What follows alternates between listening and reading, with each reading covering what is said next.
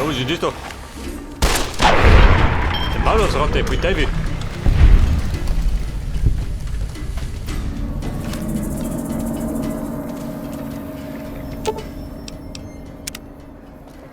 Ja, bitte um Mitternacht.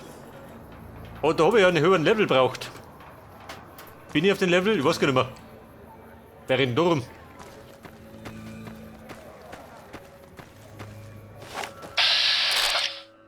Dann wäre der Schakale. Und ihr da. Trottel, geh mir da. Hey, die Jacqueline.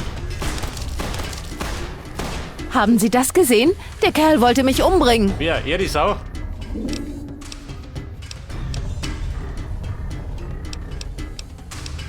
Er brüllte irgendwas von Sternen oder so. Können Sie was damit anfangen? Mit Sternen? Eigentlich nicht. Nein, glaub nicht. Kronkorken sind Kronkorken, oder? Schauen Sie, ich muss mich jetzt kurz sammeln und dann bin ich auch schon wieder weg. Danke nochmal.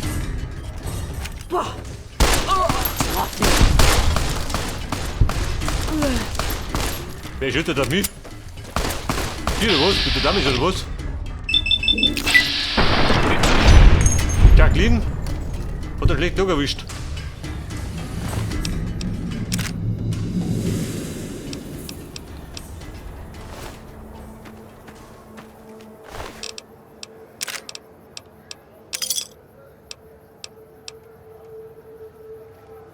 ...202. Lohnt dir das? Jenige da. Ja bitte, wie war eigentlich da zwecks der Vorstellung? Um Mitternacht.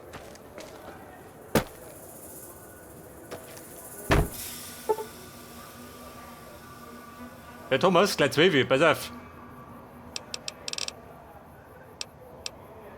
Wir warten mal 11 Stunden, dann ist finster. Dann sehen wir schon, was passiert.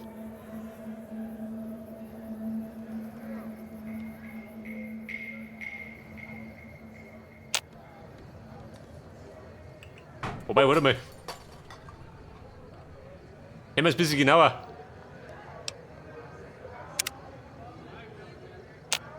Hetman ist gut. Welcher Level war das?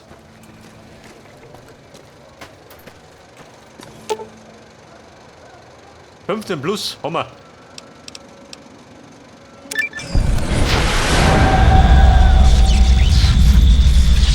Oh, wie wird's anders? In den Jahren vor dem Großen Krieg hatte Big Mountain die klügsten Köpfe der damaligen Zeit beherbergt. Visionäre Wissenschaftler wurden hierher geholt, um die größten technologischen Herausforderungen ihrer Ära zu bewältigen. Sie versuchten, eine neue, hochtechnologisierte Welt zu erschaffen, die allen Menschen ein besseres Leben ermöglichen sollte. Schallemitter, Weltraumlegierungen, DNA-Hybridisation, Kraftfelder, Auto-Doc-Fortschritte in der Hirn-, Herz- und Traumachirurgie. In den elektronischen Schmieden von Big Mountain nahmen die Hoffnungen und Träume eines Jahrhunderts Gestalt an. Im Zentrum der Forschungen stand die Kuppel. Eine riesige Felsanlage, in der Labore für jede dem Menschen bekannte Wissenschaft zu finden waren. Es war eine Denkfabrik, in der es keine unlösbaren Probleme, keine unbeantworteten Fragen mehr gab. Der große Krieg brachte Big Mountain und seinen Wissenschaftlern eine neue Energie. Obwohl sie fern der Front waren, schlugen die Wissenschaftler ihre eigenen Schlachten auf der subatomaren Ebene. Gleichungen und Berechnungen marschierten endlos über Wandtafeln und Computerterminals. Es gab nur ein Ziel, den Krieg zu gewinnen. Jahrelang waren die Gehirne und Computer von Big Mountain erfüllt vom Kreuzfeuer der Flugbahnen, Waffenblaupausen und Nukleartheorien. Die Probleme wuchsen schneller als die Lösungen. Zunächst nur linear, Dann aber exponentiell, wie der Krieg, eskalierten auch die Fragen. In der Nacht des 23. Oktobers 2077 erhielten die Wissenschaftler eine Antwort, die all ihre Fragen verstummen ließ. Danach schliefen viele der stillen Experimente im Big Mountain ein. Und ihre Schöpfer siechten langsam in der neuen Welt, die entstanden war, dahin. Und der große Fels in der Mitte der großen Leere blieb lange Zeit unberührt, erfüllt von zahllosen technologischen Wundern. Wunder, die letztlich doch nur nicht mehr als Antworten auf die falschen Fragen gewesen waren.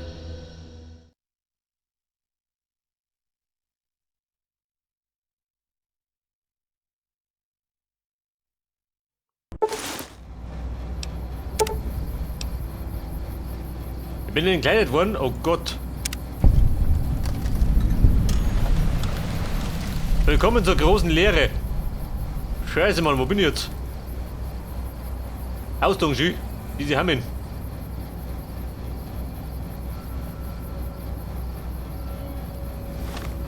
Aber meine Knarren, habe ich die noch?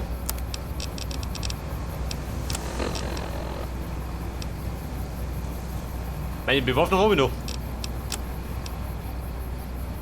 Hoppe, Rüstung her. Patientenkittel, so ist was denn?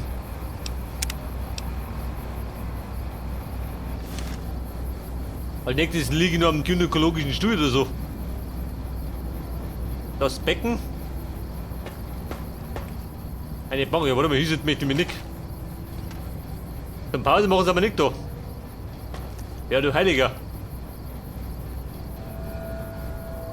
Das Big Mountain oder was er gesagt hat.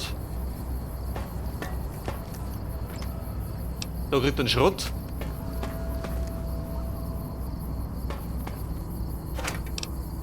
Balken, her damit. Einen Kleber, gell? Einen Kleber gibt's überall.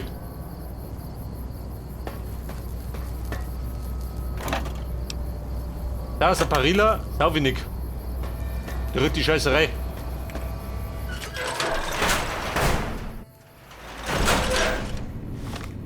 Welcher Level war ich? Du 16, ja gut, geht schon. 15 plus hat's kosten. Muni, jawohl. Eine Nachladebank.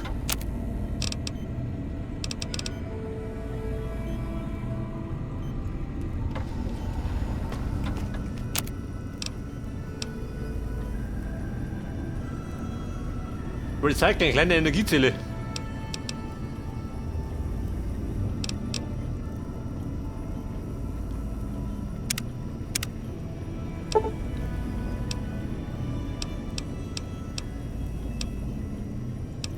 Umwandlung. Nach Schüssen.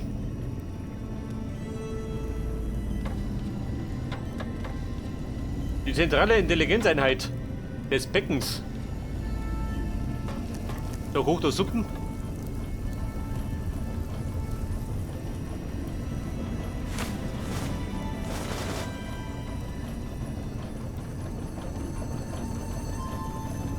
Was bauen da schon? Eine biologische Forschungsstation. Aha, aber fehlt mir was. Da gibt's auch schon mal so. Lauter Goodies.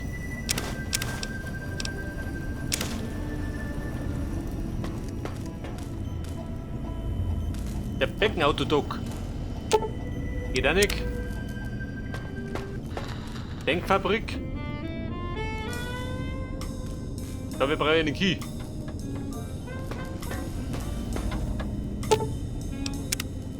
Aha. Ist ja mal gar nichts.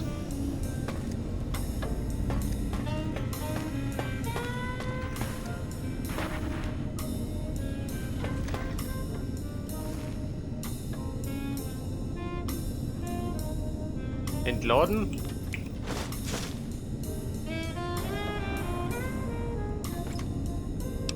Noch mehr Korken.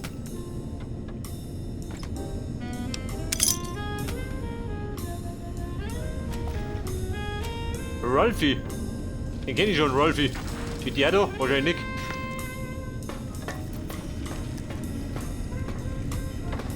Haben sie einen Toaster? Was ist das?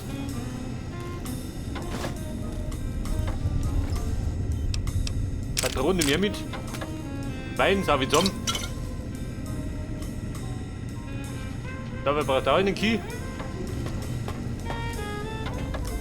Da geht der noch rum. Ja, da marschiere ich jetzt wahrscheinlich da hinten raus. Der Denkfabrik.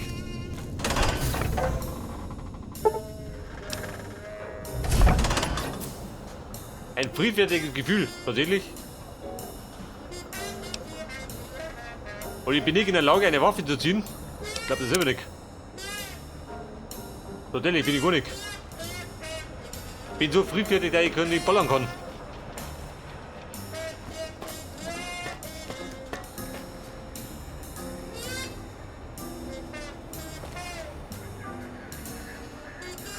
Ich dachte, ich hätte gehört, wie sich das Beruhigungsfeld aktiviert. Bleibt alle ruhig. Psst. Niemand bewegt sich. Ich kümmere mich darum. Seien Sie gewarnt, Eindringling. Sie stehen vor der mächtigen Denkfabrik des Big MT, dem kollektiven Genie von wir. Bei Oppenheimer, wer von euch selbsternannten Genies hat wieder am Lautstärkeregler herumgedreht? Wer war es? Du etwa? 8! Oh, Dr. O war das. Sehr wahrscheinlich. O könnte selbst dann keine 2 Neuronen anregen, wenn sie sich in einem Biomet-Gelgitter befänden. Was, ich? Eilmeldung. Klein, ich war das nicht, klar? Ich bin der Roboter-Experte. Für Schallwellen ist 8 zuständig. Die sind seine Spezialität. Ständig müssen Sie mich vor unseren Gästen erniedrigen. Und ich heiße nicht O, klar? Ich heiße... Genug! Wenn ihr das nochmal macht, dann ist es das letzte Mal gewesen. Jetzt... Toll! Jetzt habe ich vergessen, was ich sagen wollte. Worüber habe ich gerade noch gesprochen? Da sind wir doch der Kleinen.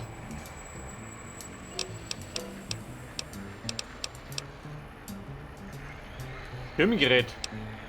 Theater.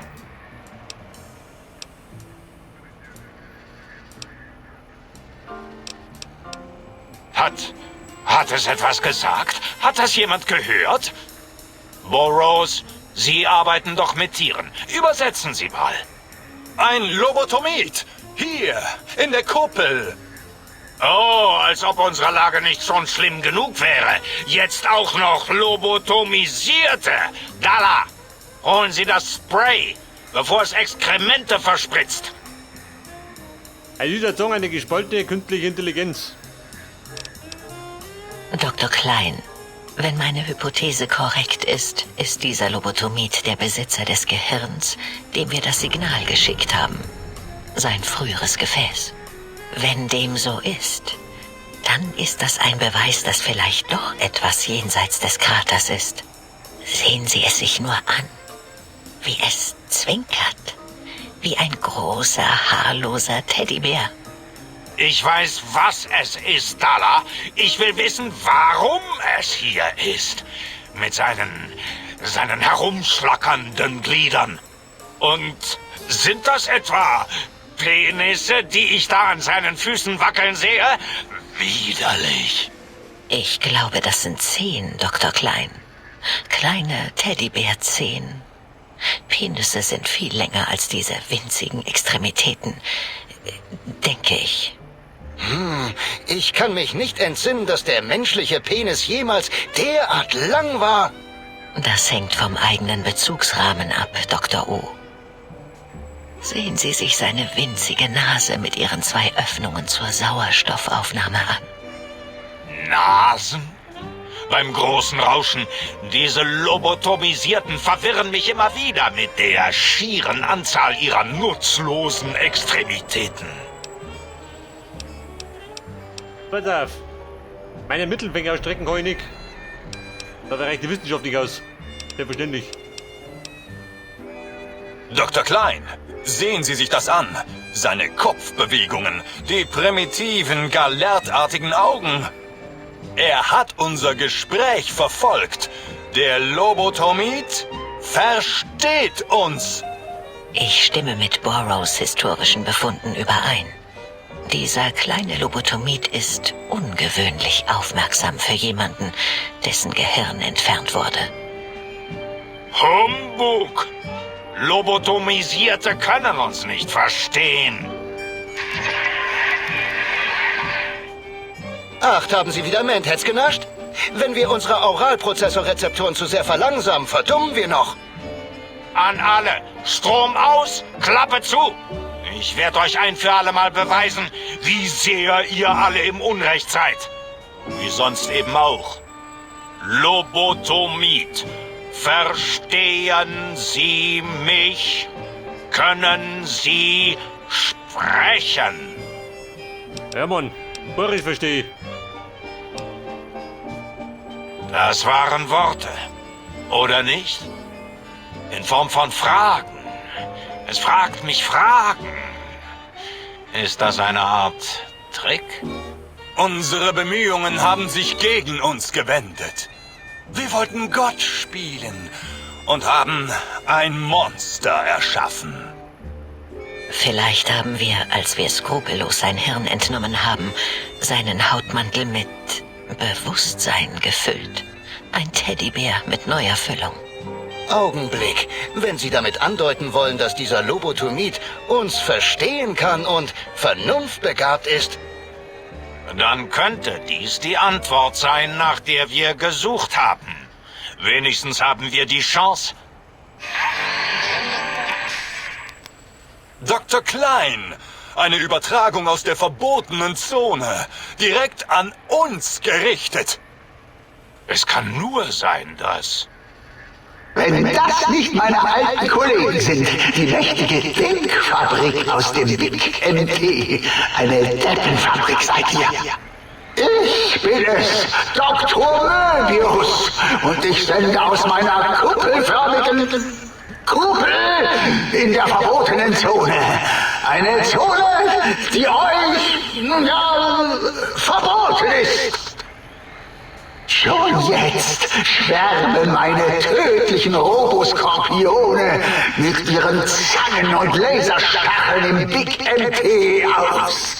Bald gehört mir die ganze Wissenschaft.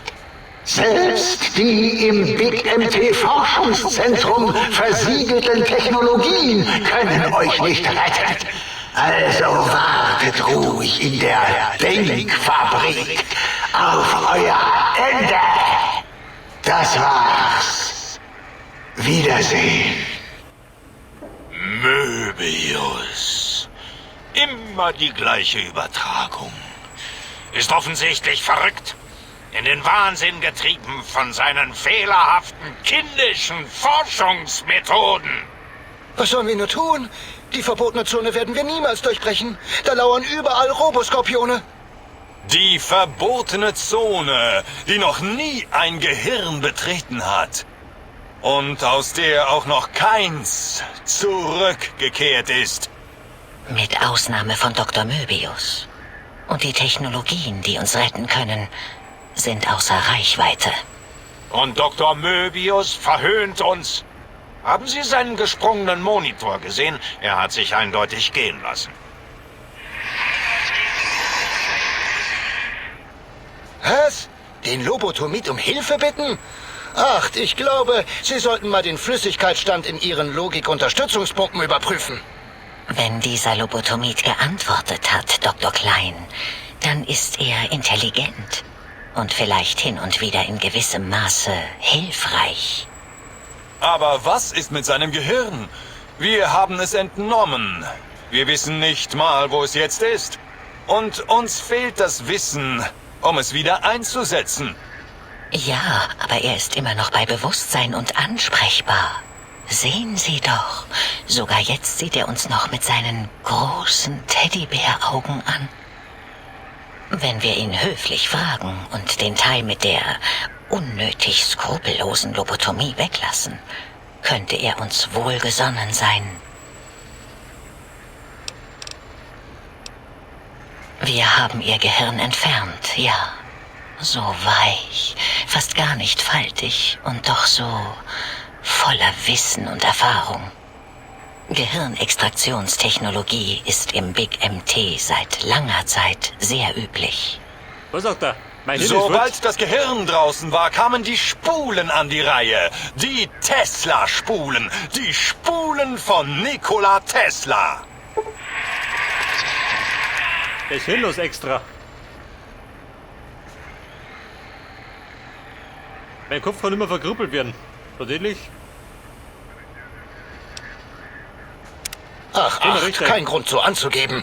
Wo auch immer Ihr Gehirn steckt, es sendet Gedanken aus durch das... Die Tesla-Spulen im Kopf. Das ist auf viele Arten ein glücklicher Umstand. Wäre Ihr Gehirn irgendwo in der Kuppel, hätten Sie Zugriff auf Ihr Aggressionszentrum. Das Beruhigungsfeld umgehen, das ist tabu. Wir waren noch nie in einer Schlacht. Das wollen wir nicht. Erinnert mich an meine Zeit auf der American High. Und an Richie Marcus. Bei der Medizin, da wird nix. Ein schlecht zusammengefügtes Puzzle.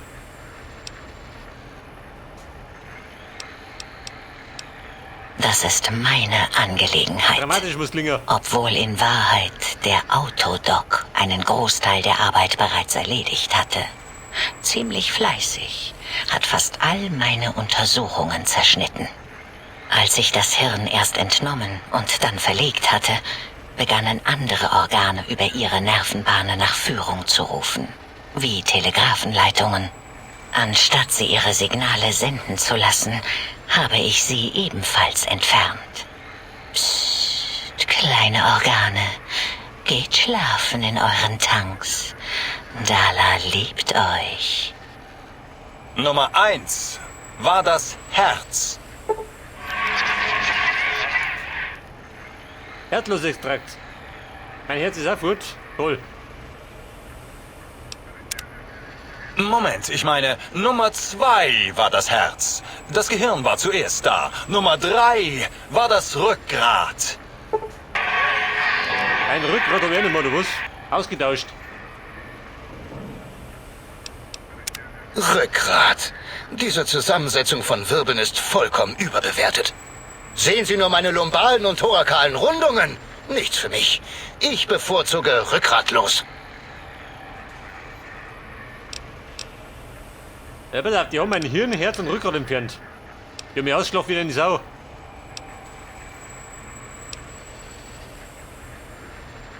Das haben wir wohl mein Hirn. Korrekt wäre, der Autodoc hat ihr Hirn entnommen. Er hat die ganze schwere Arbeit erledigt, hat nie zuvor so hart gearbeitet. Es war ungewöhnlich. Er hat so sehr bei ihrer Operation geschuftet, dass er seinen Speicher zerstört hat. Zzt, wie seltsam. Ich schätze, ihr Gehirn erinnert sich. Dieser Autodoc-Schrott war einmal Möbius' Schöpfung, wie der Rest des sprechenden Schrotts auf dem Dachboden. Danach verlor das Gehirn sich selbst. Nicht im metaphysischen Sinne. Womöglich wurde es in eine der Röhren gespült. Ziemlich sicher sogar. In dem Fall wären sie bis zum Möbius gespült worden. Fusch! Das ist das Geräusch des Spülens. Bei der Rolando-Fissur genug von diesen biologischen Eingriffen. Lobotomid, hör auf meine Stimme. Es degradiert mich, aber wir brauchen Hilfe. Mit allerhöchster Wahrscheinlichkeit hat unser Feind Möbius ihr Gehirn. Das ist nicht gut. Bald wird er auf unsere Gehirne Jagd machen. Wir wollen ihn aufhalten. Irgendwie. Mit Wissenschaft. Weiter, mit Wissenschaft. Ich muss nur mit Waffen. Ja, es ist unsere Chance. Ein verzweifelter Plan, der uns einfiel, als wir die erste von Möbius Übertragungen hörten. Vielleicht können wir Möbius und dem Schrecken aus der verbotenen Zone ein Ende bereiten, wenn wir die verborgenen Technologien bergen können. Der Plan ist sehr kompliziert. Wir berechnen noch, wie er funktionieren würde, wenn er Erfolg hätte. Das ist Teil unseres Plans. Es gibt auf jeden Fall Erfahrungspunkte. Bei der Helfer, da mal. Exzellent. Das lief ja viel besser als die Idee, die ich vorhin hatte, die Rückzugsprotokolle zu aktivieren und mich zu verstecken. Einverstanden. Oh, und ich habe mein Roboterwissen eingesetzt, um die Radiokarten, Wellen...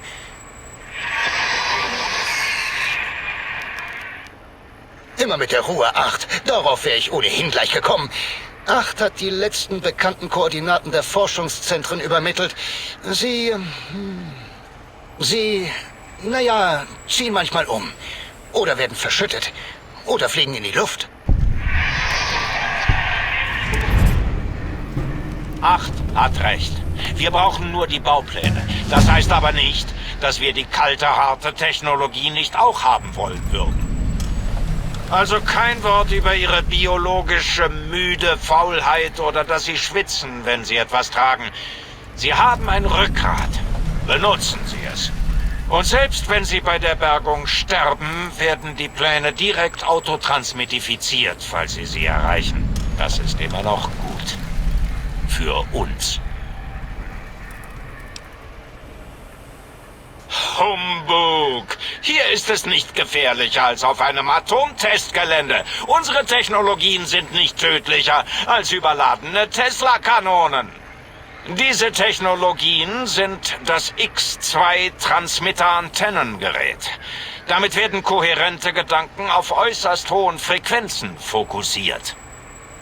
Der psychoanalytische herzschlagdämpfende Tarnanzug. Ein Anzug, von dem diese Welt noch nie gehört hat und den sie noch nie gesehen hat.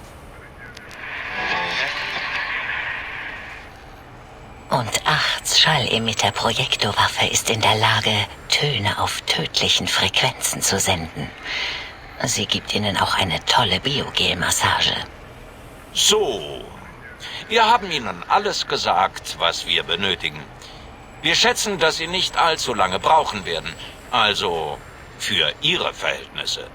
Wenn Sie schnell arbeiten, werden Sie der Empfänger einer Dankbarkeitsgeste werden. Solche alte Weltgesten werden nicht leichtfertig vergeben. Ja, Blickhibi. Ich hätte erst einmal zum Punkt gekommen. Genau unsere Intention. Wichtig dabei ist, dass Sie sich bei dieser Aufgabe beeilen und nicht unsere Zeit verschwenden. Werden Sie nicht neugierig oder es geht Ihnen wie Schrödingers Katze? Wir fürchteten, Sie wären versucht, den Krater und die vielen Forschungslabore zu erkunden, die abseits Ihres vorgesehenen Weges liegen. Wir raten von diesen optionalen Erkundungen ab. Arbeiten Sie wie mit Scheuklappen und lassen Sie Seltsames und Interessantes in Ruhe. So viele Wissenschaften und Entwicklungen. Ungeduld und der Wunsch nach einem Abschluss sollen uns schnell und sorglos leiten. Wie recht Sie haben, 8. Wir vermerken, wie schnell Sie unsere Nobelpreis Herausforderung bewältigt haben.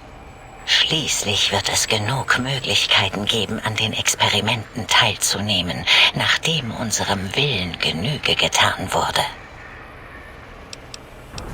Also, Bruder, mit deinem Song, ich brich mir auf.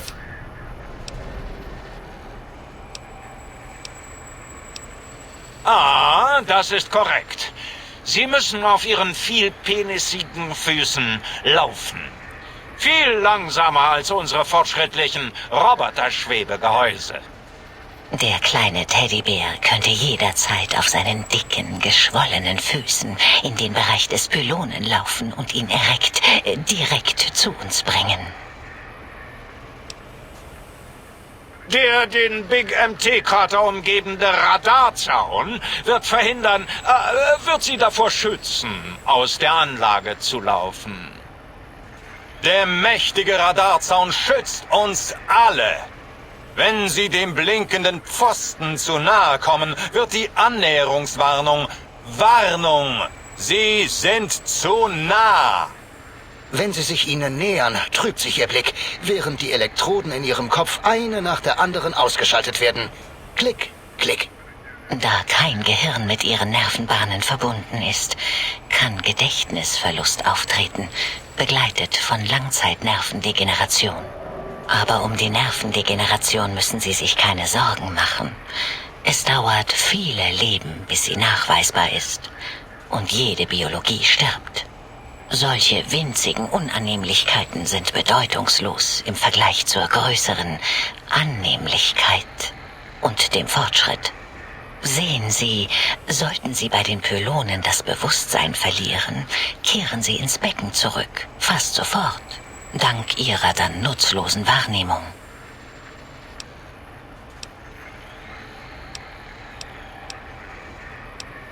Hier raus?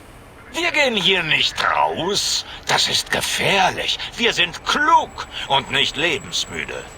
Oh, Dr. Klein? Dr. Klein, wenn ich mal kurz dazwischen gehen dürfte? Was ist es? Der Lobotomid fragt mich Dinge, und ich versuche sie zu ignorieren. Mein Prozessor kann sie nicht beide gleichzeitig ignorieren. Erinnern Sie sich noch, dass wir nach diesem Schallemitter-Ding gefragt haben? Wie sich herausstellt, haben wir ihn bereits. Kaum zu glauben, was? Was ist denn das hier? Jugend forscht? Reißen Sie sich zusammen. Wir wirken ja wie ein Haufen Runderdgläubiger. Immer dieses Geschrei. Meine Rezeptoren machen da nicht länger mit. Und meine Gefühle auch nicht. Ich schreie, weil ihr verunreinigten Testsubjekte eure Sonden nicht vom Lautstärkeknopf meines Stimmmoduls lassen könnt.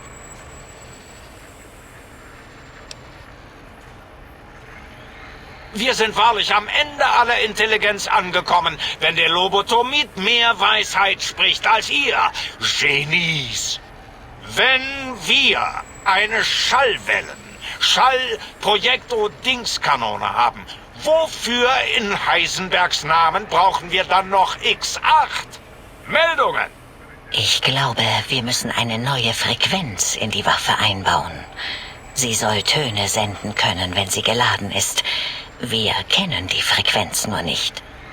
In X8 verloren, so wie X8 für uns verloren ist. Die Traurigkeit meiner Schulzeit. Die Traurigkeit meiner Jugend. Meiner verlorenen Jugend. Oho, Boros. Auf der Highschool hast du, altes Klatschmaul, alle Mitschüler, die du nicht leiden konntest, als Kommunisten angeschwärzt. Gib dem Lobotomid den Emitter. Hat er eine Audioeffektfrequenz geladen?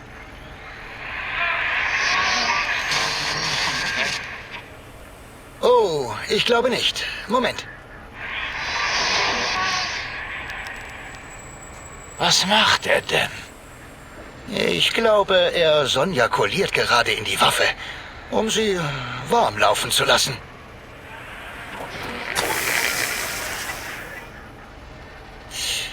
Ding, der Truthahn ist fertig. Gebt es dem Lobotomid. Ich fasse das Ding nicht an. Oh, das glaube ich kaum. Ich werde es tun, wenn Sie zwei sich Ihrer technologischen Bedürfnisse schämen. Lassen Sie es mich zunächst schallsterilisieren.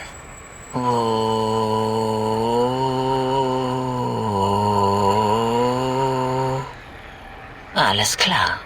Antibakteriell frisch. Hier, mein kleiner Teddybär. Ich habe allen Codeauswurf des Robco-Thermlink aus dem Gerät entfernt. Es ist sauber und bereit für Ihre Hände.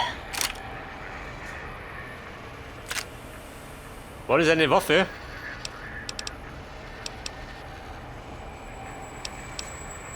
Was haben Sie gesagt? Blei spucken? Wie ein Bleistift? Oh, ich glaube, es will eine Brandpistole. Eine Schusswaffe? Sind Sie wahnsinnig? Wir können ihm keine Waffe geben. Die macht Löcher, die wehtun, aber viel schlimmer sind. Dr. 8 hat recht.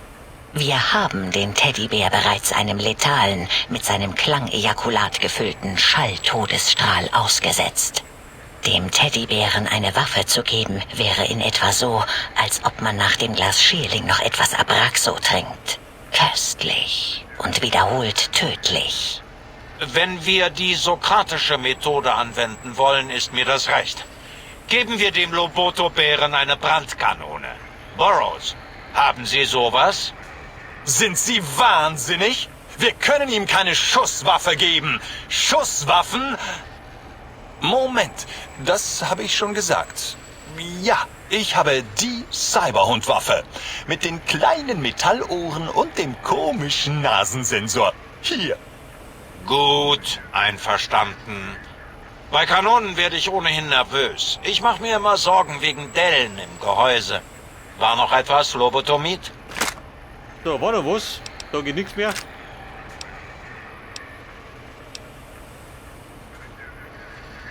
Gut, also.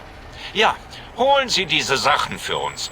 Versuchen Sie nicht, die komplizierten Baupläne zu verstehen. Das werden wir dann übernehmen.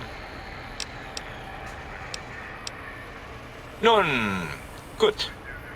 Wie lauten die symbolischen Worte, die in solchen Fällen gesagt werden? Danke? Ja, danke. Warten Sie, gehen Sie?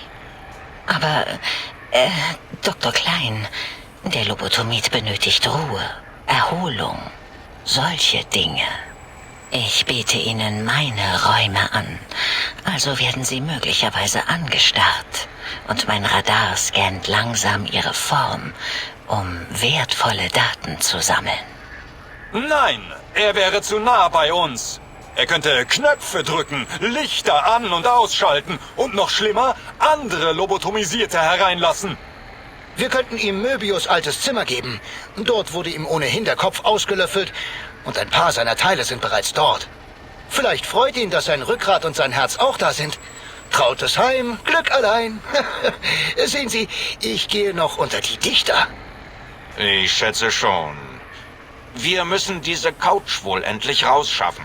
Das haben wir viel zu lange aufgeschoben.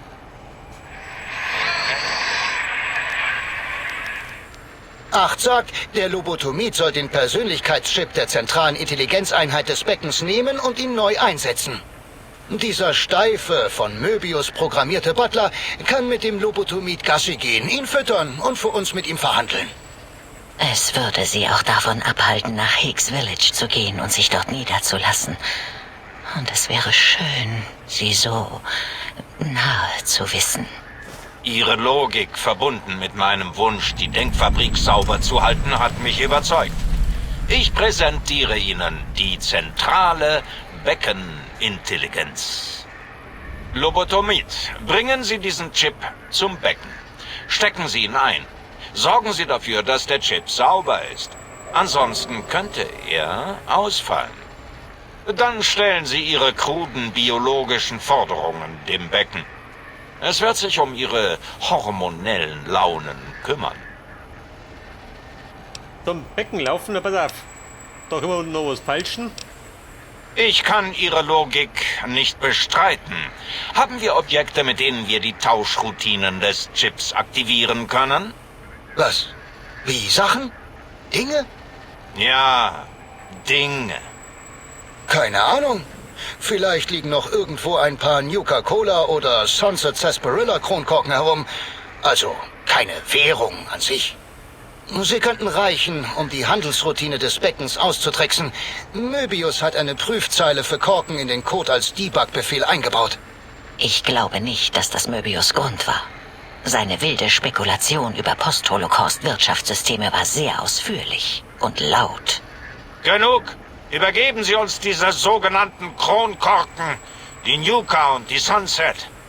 In Ihrer Rolle als Dinge sollten Sie adäquate Testsubjekte abgeben. Na schön, na schön. Hier, korken Sie los. Hoffentlich erstickt der blöde Chip daran. Bei der falschen geht nimmer. Wie schaut denn aus, wenn ich jetzt gehe? Ja, Sie müssen vielleicht etwas rütteln, aber nicht mit Gewalt. Wir können es nicht neu kodieren, wenn Sie es kaputt machen. Mehr können wir nicht für Sie tun und unsere Geduldsvorräte sind aufgebraucht. Gehen Sie. Ruhen Sie sich im Becken aus. Lassen Sie uns forschen. Wenn Sie ja fertig sind, können wir dann weitergehen? Mein Biogel fängt an, sich zu vergerinnkrampfen.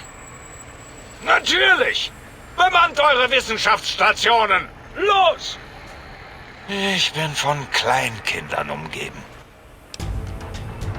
Aber erstmal Stufe 17. Ja, bei der falschen. Auf 40. So, 40. Reparieren auf 35. Meine Schusswaffen. 56.